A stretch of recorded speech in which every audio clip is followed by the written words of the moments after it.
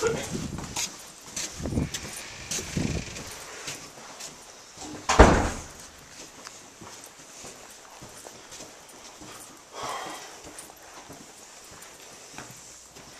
a seat.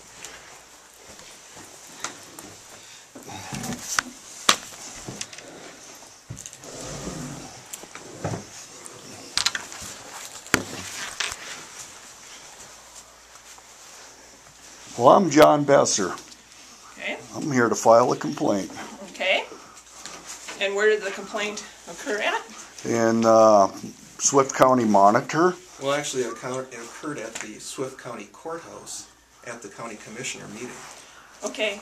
You're John Besser. I'm Terry Nemmers. Okay. I'm sorry, I've never met either That's one of you fine. before. That's fine. So That's that's fine. it. So I need to give full information. J-O-H-N? Yep. What's your middle name, John? Orville. And your date of birth? 4/15/65. Your home address? 404 North 3rd Avenue, Kirkhoven. Your telephone number? 320-444-7227. And I'm sorry, Mr. Nemmers? Terry Nemmers. T-E-R-R-Y. Nemmers. N is in Nancy. E. M is in Mary. M is in Mary. E-R-S. Is your middle name, Terry? Dean. D-E-A-N. And your home address? 20179 County Road 28, Glenwood, Minnesota 56334. 320-283-5713. Okay. And your name? She's just our witness. Okay. And what is her name? You want Nikki. Nikki. Nikki what? Besser. Okay. Middle name, Nikki? Lee. L-E-I-G-H. And your date of birth? 070590. Okay. And do you live with John? Yes. Okay. Same telephone number? Yep. Okay. And, okay. So you had said with the Swift County Monitor? No. What we said is we're filing a defamation complaint against the county commissioners and every person who's testified at this ludicrous hearing they had here, which they said was some sort of unknown individuals were causing a security threat at the courthouse. Okay. All right, and it was reported in the Kirkhoven Banner, threats causing alarm at Swift County Courthouse, right here. Okay. That's the front page on that one. And here's the Swift County Monitor. It says, serious threats to 8th Judicial District personnel in Swift County are leading to building security upgrades of the courthouse in Benson. All right? And then here is the West Central Tribune. Enhanced safety measures at County Courthouse could be put in place this month.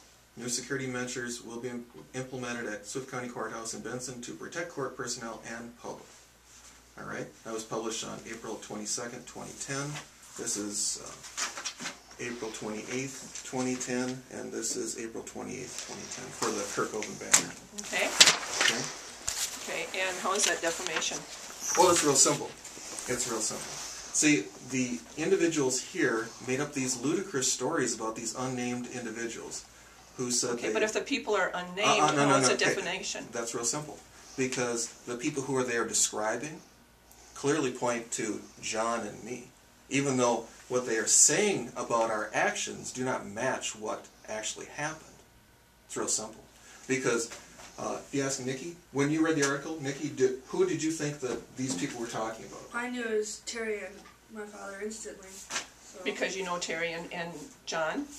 I do know them, yes. Because you know them, so then you made No, the no, inference no. that there was them, or what? No, she knows that we were handing out flyers, we were exposing local corruption at the Swift County Courthouse. Right. But if I stopped somebody out on the street that does not know you two gentlemen and ask them, do you know what this article or who this article is about, are they going to be able to tell me that it's the two of you? Well, you know what? I could ask someone from the far edge of this county who you are, and I'm sure they have no idea who you are either.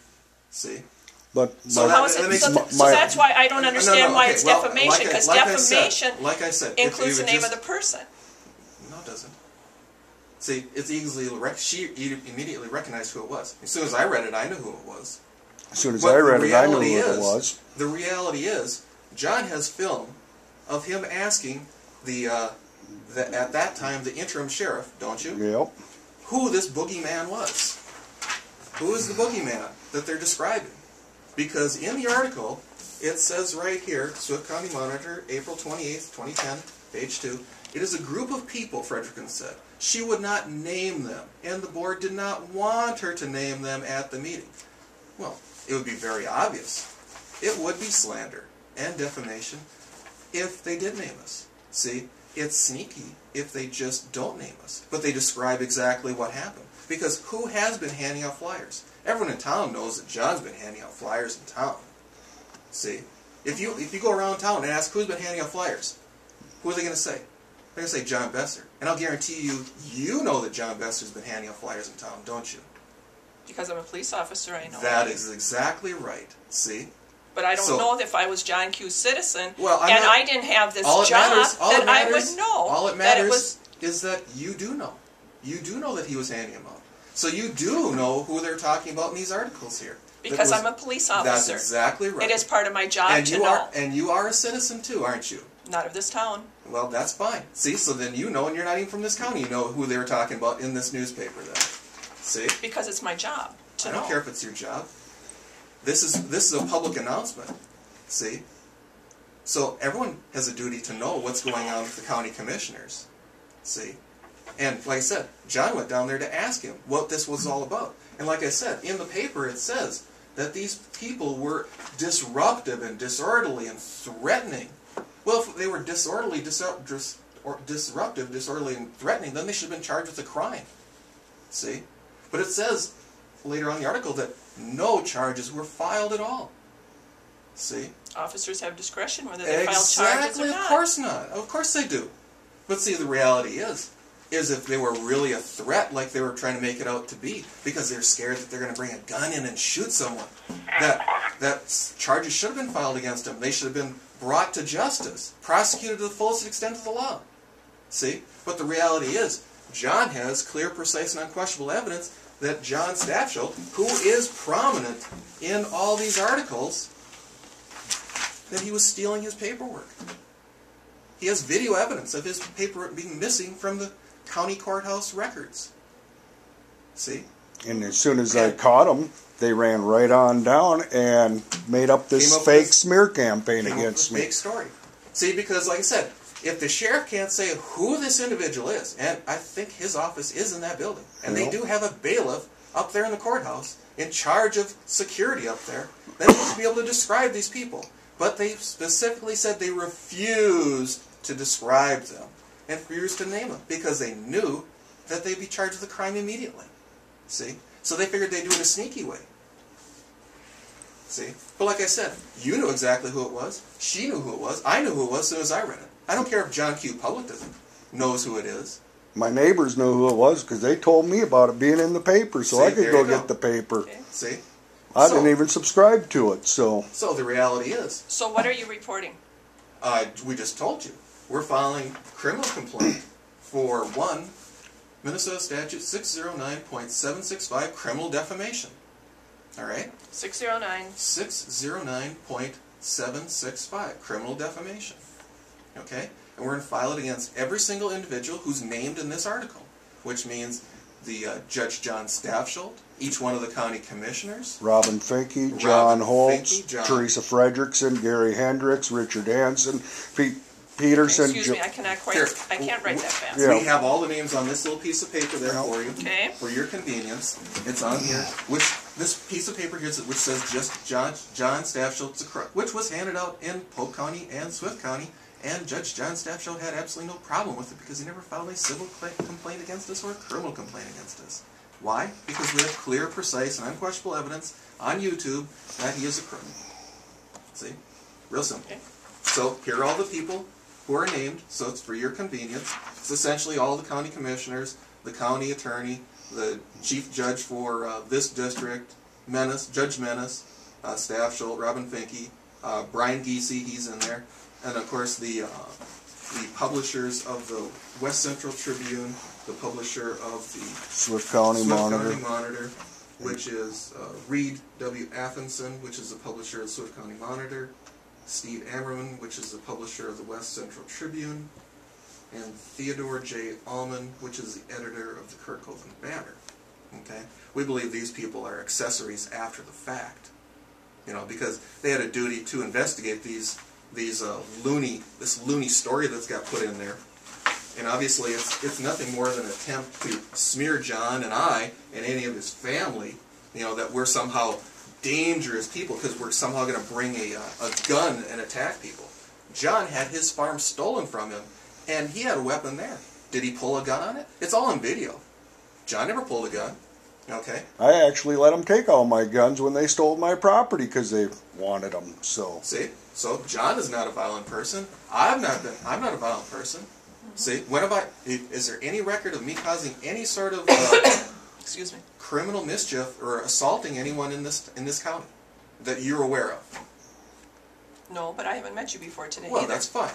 That's fine. But you are aware of me because I've been helping John. Okay. But I have been assaulted by Judge John Stafsholt's wife for handing out similar material in Glenwood about Judge John Stafsholt in regards to this matter and the matter involving me on Waterama Day, July 27th, 2010. And I have that on video also. That's up on my YouTube channel. Okay? Okay. See? So the thing is that we have not caused any violence against other people, but violence has been perpetrated against us. Okay. Did you make a report on that? Oh, we're planning on doing that. Okay. So if that happened in July, why are you waiting now till December? What's the statute of limitations on assault? Okay. Well, I'm just wondering why you're waiting. Because I can do whatever I want. Okay. I can wait till the very last day of the statute of limitations and file my complaint, can't I? That's up to you. That's right. That's right. That's I up to can. you. That's right. So I just let everyone commit all their crimes so I can gather all the evidence, and then I just rope them all in. Just like this. We could have easily come down here in April and file a criminal complaint against these people. But see, you know what stopped this smear campaign against John and I and his family? Oh, we handed out more flyers demanding answers. And John stuck a camera in the sheriff's face demanding the names of those of the boogeyman who was allegedly committing all these crimes. You know, that's emotionally disturbed according to Judge John Stafsholt. Is he Judge John Stafsholt a psychiatrist?